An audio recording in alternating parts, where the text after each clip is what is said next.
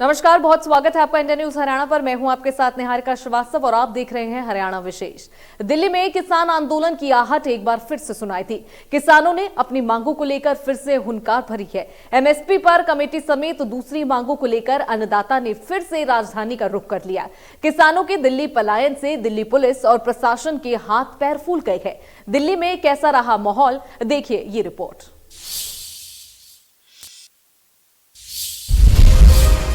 दिल्ली में आंदोलन की आहट। दिल्ली में एकजुट अन्नदाता। दिल्ली पुलिस की बढ़ी परेशानी। दिल्ली में एक बार फिर आंदोलन की आहट हो चली है। राजधानी में फिर से किसानों का जमावड़ा होने लगा है। अन्नदाता फिर एकजुट होने लगे हैं। जंतर मंतर की तस्वीरें एक बार फिर बड़े आंदोलन की तरफ इशारा कर रही हैं। एमएसपी समेत दूसरे मुद्दों को लेकर किसानों ने फिर राजधानी की ओर रुख किया है। हरियाणा, पंजाब और उत्तर प्रदेश की किसान दिल्ली के जंतर मंतर पर इकट्ठा हुए और पंचायत की। किसानों को रोकने के लिए सिंगू, टिकरी, गाजीपुर और चिल्ली बॉर्डर पर भारी पुलिस बल तैनात रहा, जिसके चलते गाड़ियों की लंबी लाइनें लग गईं।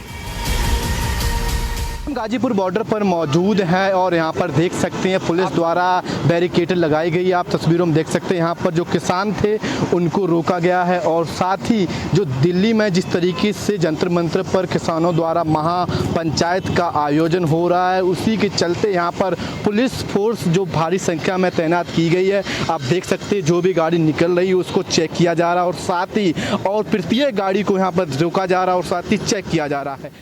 वहीं किसानों की पंचायत के चलते दिल्ली के आसपास के इलाकों में जाम की स्थिति पैदा हो गई।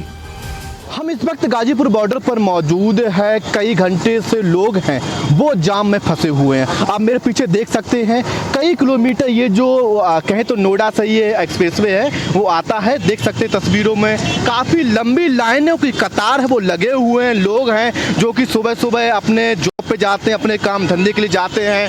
वो कई घंटों से समय हो चुका है वो जाम में फंसे हुए हैं। आप अपने सहयोगी से कहेंगे दिखाएं पूरी तस्वीरें किस तरीके से ये जो आप देख सकते हैं एक्सप्रेसवे पर मयूर विहार, और ये एक तस्वीर ये भी आप देख सकते हैं कि मयूर विहार और दिल्ली की तरफ ये जो रास्ता है वो जाता है। भीषण जाम की स्थिति है वो बनी हुई है।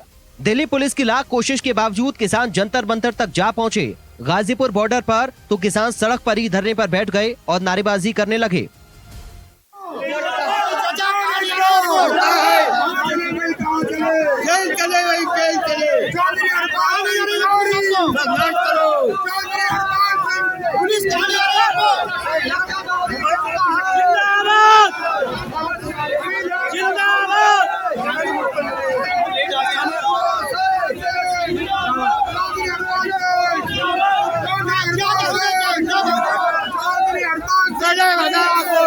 अब भगाएंगे चोरों को, पहले भगाओ, अब भगाएंगे चोरों को।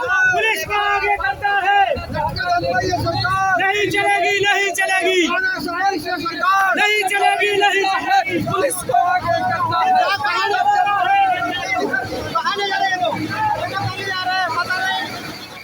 वहीं किसान नेता राकेश टिकैत ने सरकार और किसानों के बीच समझौते पर क्या कुछ कहा, सुनिए। बिजली अमेंडमेंट बिल की बात हुई थी जब आंदोलन चल रहा, उसी टाइम पे एक बातचीत हुई। फिजिकल सरकार हमसे नहीं मिली, डिजिटल समझौता हुआ हमारा, आदान प्रदान कागज हुआ। उसमें था कि बिजली की जब भी बात आएगी तो आपके लोगों से, किसान मोर्चे से बातचीत करी जाएगी, लेकिन कोई बातचीत नहीं करी। हाउस में बिल को ले आए और ये काम जब है कि आंदोलन चल रहे हैं पूरे देश भर में। यही दूसरे और इशू है, फसलों के रेट का सवाल है, एमएसपी गारंटी कानून। देश को कई महीने भारत सरकार ने धोखे में रखा और कहा जी हम कमेटी बना रहे तो अपने नाम नहीं दे रहा संयुक्त मोर्चा। और जब कमेटी बनाने की भी बात आई, कहा जी नाम दे तो हम कमेटी डिक्लेयर कर रहे। वो एमएसपी की कमेटी है ही नहीं। वहीं दूसरी तरफ मेघालय के राज्यपाल सत्यपाल मलिक ने एमएसपी को लेकर एक बार फिर केंद्र सरकार पर निशाना साधा। मलिक ने कहा कि इस बार एमएसपी को लेकर जोरदार लड़ाई होगी। अब उनकी समझ में नहीं आया, लेकिन बाद में समझ में आया। बाद में उन्होंने माफी भी मांगी और वो कानून भी वापस किए। लेकिन हमारा काम उससे नहीं बनने वाला जब तक एमएसपी लागू ना हो और उसको कानूनी दर्जा ना मिले, तब तक हमारी मांगे पूरी नहीं होती। तो अभी अगर एमएसपी को लागू नहीं किया तो मैं आपके यहाँ इस माध्यम से, इस जगह से, इस पुण्य धरती से ये कहना चाहता हूँ कि दोबारा लड़ाई होगी और इस बार जोरदार लड़ाई होगी। किसान, इस देश के किसान को आप पराजित नहीं कर सकते हो, उसको आप डरा नहीं सकते हो, क्योंकि उसके ईडी नहीं भेज सकते, उसके इनकम टैक्स वाले को नहीं भेज सकते। उसको काहे से डराओगे? वो तो पहले ही फकीर है, उसको तो कहीं का छोड़ा ही नहीं आपने। तो वो लड़ेगा और एमएसपी लेके रहेगा। दिल्ली में किसानों का जमावड़ा कहीं फिर से आंदोलन का इशारा तो नहीं? यदि ऐसा है तो ये सरकार के लिए बड़ी परेशानी बन सकता है। अब देखने वाली बात होगी कि सरकार किसानों की मांगों पर क्या कदम उठाती है। Bureau report, India news Haryana. अब सभी के मन में एक ही सवाल गूंज रहा है कि क्या एक बार फिर दिल्ली में किसान आंदोलन होने वाला है? जब केंद्र सरकार और किसानों के बीच विवादित तीनों नए कृषि कानूनों को वापस लेने और अन्य मुद्दों पर सहमति बन चुकी थी, तो फिर सोमवार को किसान आखिर क्यों प्रदर्शन करना चाहते हैं? आखिर उनकी क्या मांगे हैं जिसे अभी तक पूरा नहीं किया गया? आपको हम ग्राफिक्स के जरिए बताते हैं।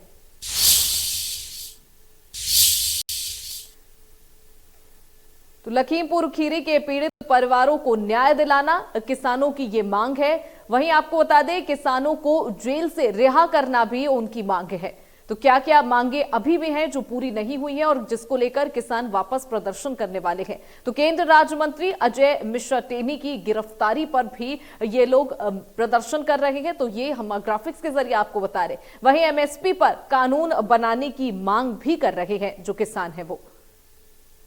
तो किसानों को कर्ज मुक्त करना यह भी किसानों की मांग है। तो दिल्ली कूच कर रहे हैं ये सभी किसान। ग्राफिक्स के जरिए आपको बताते हैं कि केंद्र सरकार ने कानून वापस लेने की घोषणा कब की थी। तो 19 नवंबर 2021 को कृषि कानून वापसी की घोषणा की गई थी सरकार की तरफ से। तो वहीं आपको बता दें, प्रकाश पर्व पर कृषि कानून वापस लेने की सरकार की तरफ से घोषणा की गई थी। केंद्र ने ये घोषणा की थी उस वक्त। वहीं केंद्र किसानों में 11 दौर की बातचीत पे जो बेनतीजा रही थी, ये भी आपको बताते। और वहीं आपको बताएं कि 29 नवंबर को संसद में कृषि कानून वापस ले लिए गए थे। तो लंबे समय से प्रदर्शन के बाद सरकार ने इस तरह के जो फैसले थे वो वापस ले लिए थे। तो 29 नवंबर को संसद में कृषि कानून वापस लिए गए। 5 जून 2020 को केंद्र ने कृषि सुधार बिल संसद में रखा था। 17 सितंबर को इन्हें संसद से पारित करा लिया गया था। किसान संगठनों ने इसका विरोध करना शुरू कर दिया था। आपको ग्राफिक्स के जरिए बताते हैं। तो 5 जून 2020 को केंद्र ने कृषि सुधार बिल संसद में रखा था। तो वहीं आपको बता दें कि 17 सितंबर को कृषि कानून संसद से पारित कराया गया था और किसान संगठनों ने कृषि कानूनों के खिलाफ विरोध भी किया था। तो जो तस्वीरें तब उस तरह की नजर आई थी, फिर से इसी तरह की तस्वीरें नजर आ सकती हैं। तो 24 सितंबर को 2020 को पंजाब से किसान आंदोलन भी शुरू हुआ था। कृषि कानून वापस होने के बाद केंद्र और किसानों में कई मुद्दों पर सहमति बनी थी। इनमें से कुछ अहम मुद्दे आपको ग्राफिक्स के जरिए बताएंगे। तो केंद्र सरकार एमएसपी पर एक कमेटी बनाएगी। तो केंद्र सरकार और किसानों में इन बातों पर सहमति बनी थी। वहीं कमेटी में संयुक्त किसान मोर्चा के प्रतिनिधि भी शामिल होंगे। किसानों की तरफ से यह मांग की गई थी जिसे केंद्र सरकार ने माना था और उस पर सहमति भी बनी थी।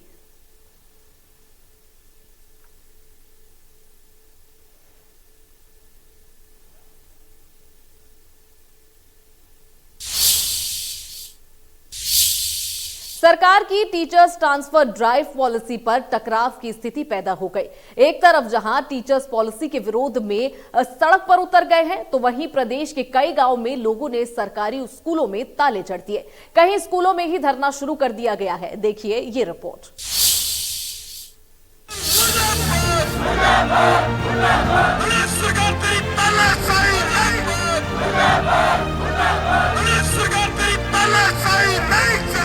प्रदेश में टीचर्स के लिए ट्रांसफर ड्राइव पॉलिसी सरकार के लिए गले की फांस बनती जा रही है। सरकार के फैसले के बाद टीचर्स के अलग अलग संगठनों ने मोर्चा खोल दिया है। चंडीगढ़ से लेकर प्रदेश के अलग अलग जिलों में टीचर्स का गुस्सा सातवें आसमान पर है। टीचर्स के साथ साथ ग्रामीण भी ट्रांसफर ड्राइव के खिलाफ उतर आए हैं। प्रदेश के टोहाना, महम, हिसार और भिवानी में ग्रामीणों का आक्रोश सातवें आसमान पर है।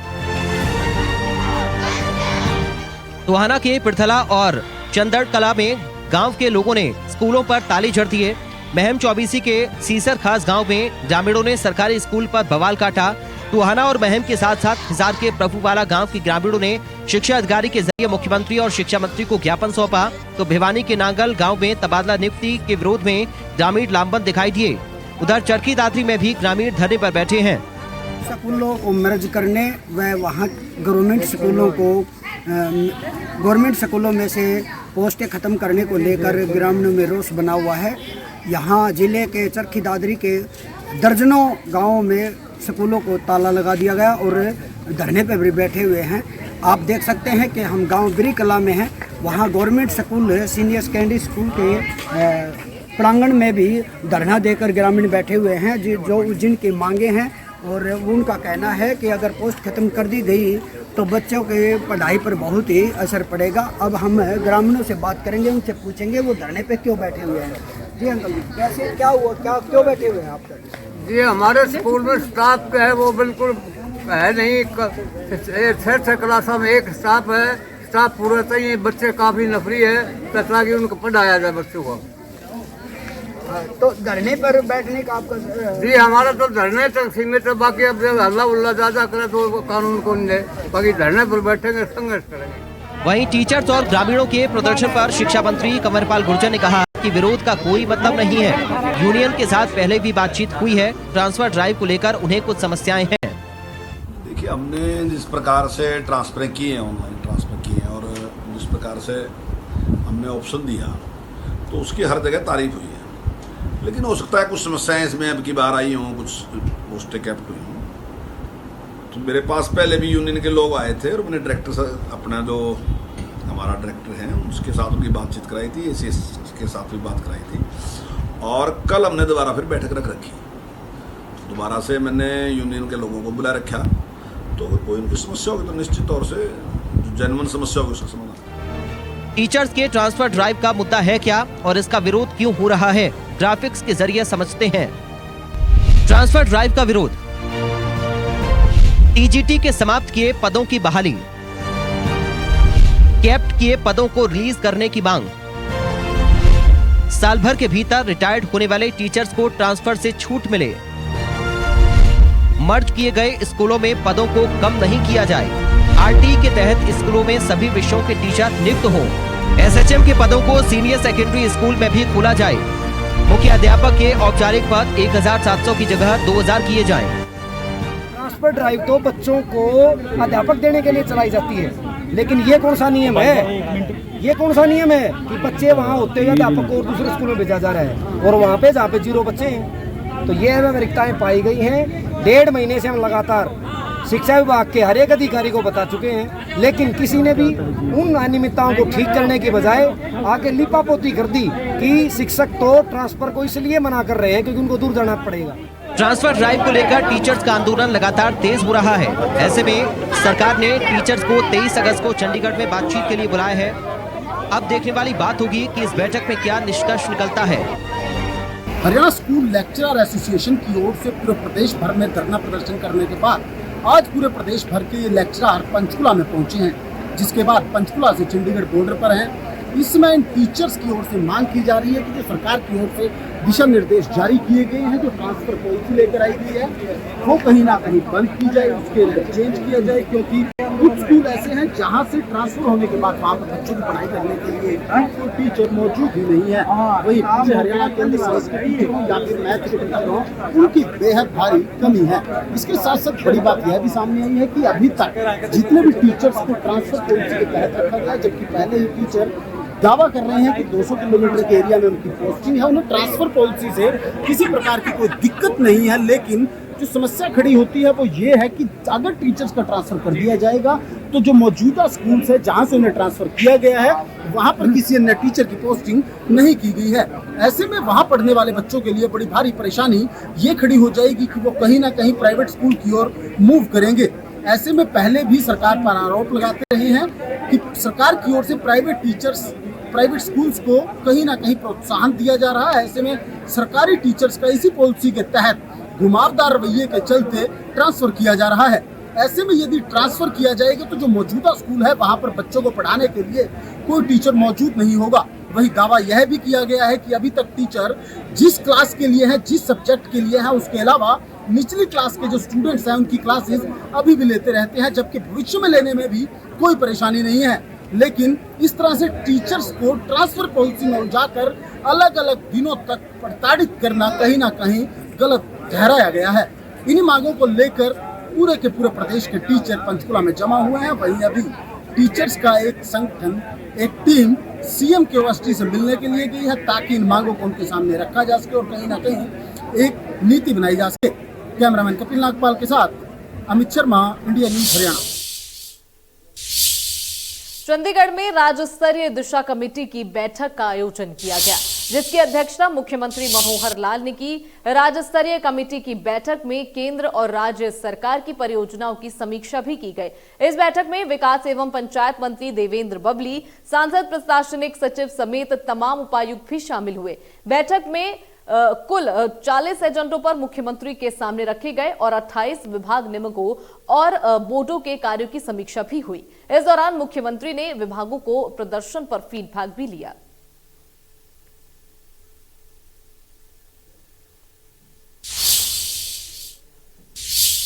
कुरुक्षेत्र में पिहोवा नगर पालिका हाउस की बैठक हुई। बैठक में खेल मंत्री संदीप सिंह ने शिरकत की। इस मौके पर खेल मंत्री ने पार्षदों से बातचीत कर उनके वार्डों की समस्या को जाना और उन्हें जल्द पूरा करने के आश्वासन भी दिए।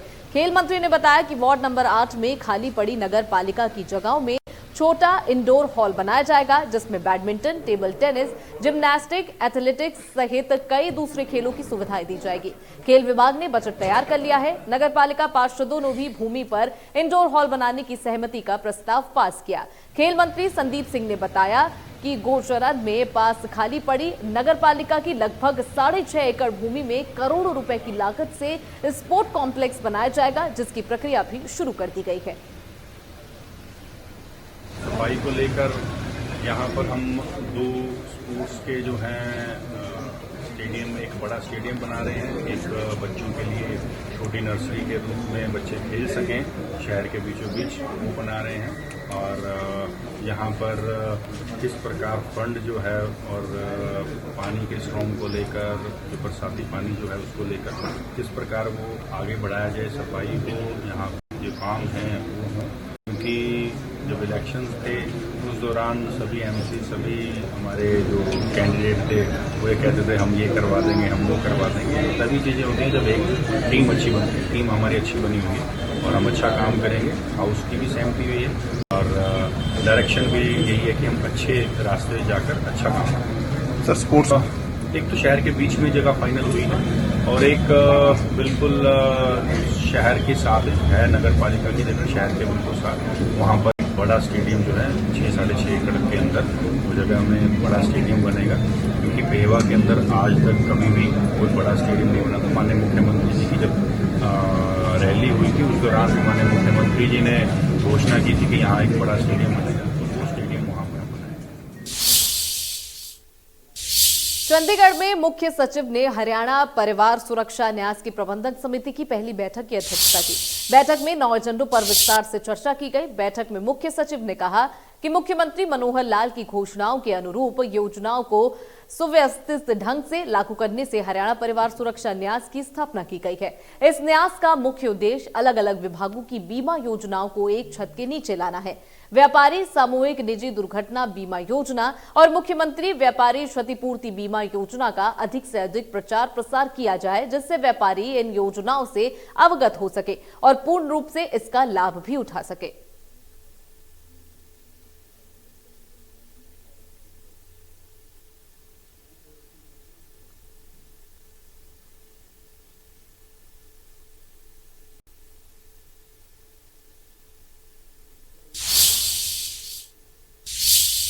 पंचायत चुनाव को लेकर बीजेपी ने कमर कस ली है और लगातार बीजेपी के मंत्री और नेता कार्यकर्ताओं से संवाद कर रहे हैं।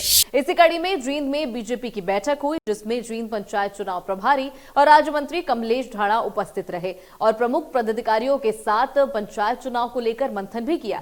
मंत्री कमलेश ढाणा ने कहा कि बैठक में मौजूद पार्टी नेताओं के चुनाव के लिए कमर कसने को कहा गया है। वहीं भिवानी पंचायत चुनाव प्रभारी कैप्टन अभिमन्यु ने भिवानी में कार्यकर्ताओं के साथ बैठक की, जिसमें उन्होंने कार्यकर्ताओं को पंचायत चुनाव के लिए जीत का मंत्र भी दिया। कैप्टन अभिमन्यु ने कहा कि मजबूती से लड़ा जाएगा।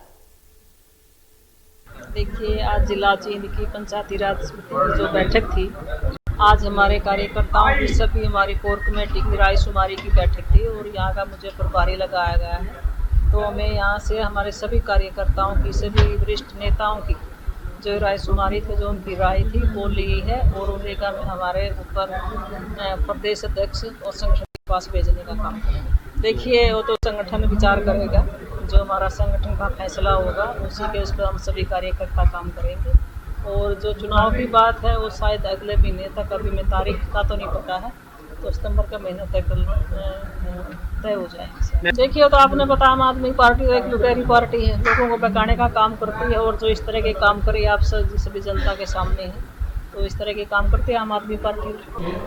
आगामी संभावित जो भारत के संविधान के तहत जो थर्ड टियर ऑफ गवर्नमेंट है, जो ग्राम सरकार है, पंचायत के जो चुनाव हैं, ग्राम स्तर से लेकर के ब्लॉक स्तर और जिला परिषद स्तर तक के चुनाव की जो प्रक्रिया कभी भी शुरू हो सकती है।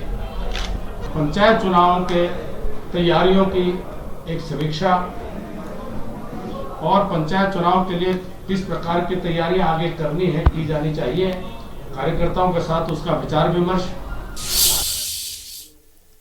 आजादी के अमृत महोत्सव पर देश ही नहीं विदेशों में भी अमृत महोत्सव मनाया गया।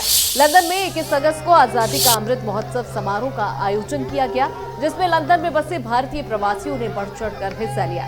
समारोह में भारतीय प्रवासियों ने अपने अपने स्टॉल भी लगाए और सांस्कृतिक कार्यक्रम के जरिए भारतीय संस्कृति की प्रस्तुति दी। समारोह में प्रसिद्ध अभिनेता और सांसद रवि किशन ने बतौर मुख्य अतिथि झंडारोहण का कार्यक्रम में शुरुआत की।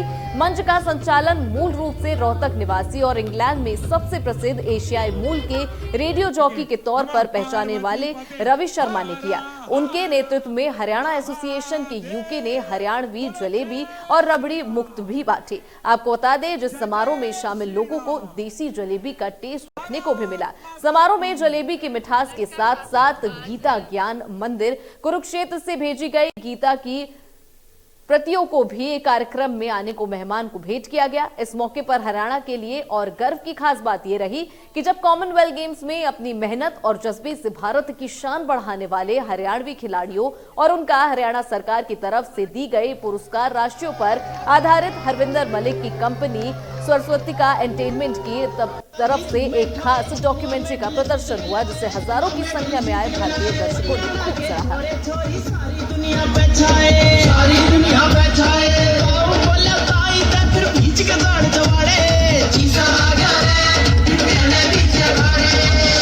हरियाणा के जुनूनी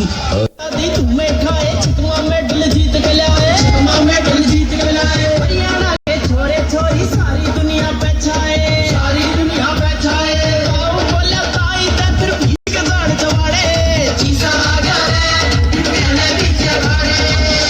हरियाणा के जुनूनी नमः पार्वती पते हारा हारा महादेव। बोलो जय श्री राम, जय जय श्री राम, भारत माता की। Thank you so much. आप लोगों को मैं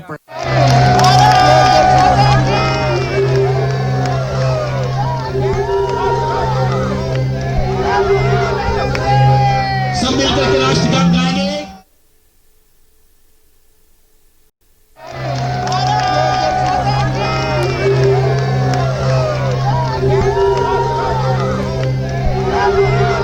नमस्कार साथियों, आज यूके में इंडियन एम्बेसी ने इंडिपेंडेंस डे सेलिब्रेट किया है और आप यहाँ देख सकते हैं कि अपने हरियाणा का स्टॉल हम लोगों ने हमारे यहाँ लगाया है और जिसमें हम लोगों ने हरियाणा का स्पेशल रवि शर्मा जी और उनकी पूरी टीम के सानिध्य में हम लोगों ने जलेबी और दूध जो हमारा कल्चर है वो उसके एक स्टॉल लगाई है ताकि हम हरियाणा को रिप्रेजेंट कर सके।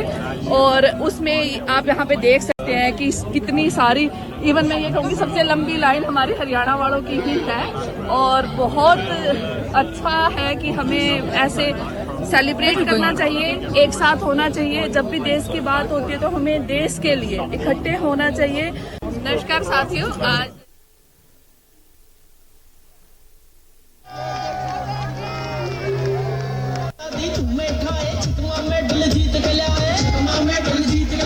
हरियाणा के छोरे छोरी सारी दुनिया पे छाए, सारी दुनिया पे छाए। फिलहाल हरियाणा विशेष में इतना ही, मुझे दीजिए इजाजत।